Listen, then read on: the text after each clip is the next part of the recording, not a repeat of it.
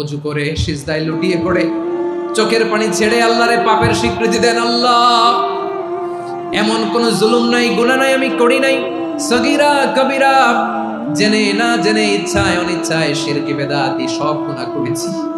আল্লাহ, আকাশের নিচে জমিনের উপরে আমার চেয়ে বড় গুনাহগার আর কেউ নাই। চোখের পানি ছেড়ে আল্লাহরে বলেন, আল্লাহ, আমি ছাড়া তোমার গোলামের অভাব নাই, তুমি ছাড়া আমার দ্বিতীয় কোনো রব নাই, তুমি ছাড়া তো কেউ আমার গুনাহ ক্ষমা করার নাই, তুমি আমার রব, তুমি আমার সব। বলতে পারবেন?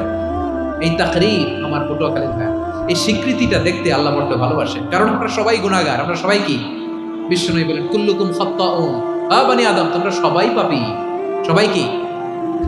সবাই পাপী।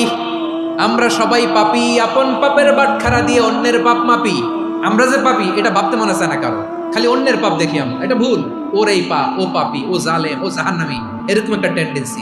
আমার যে কি হালাত এটার খেয়াল নাই।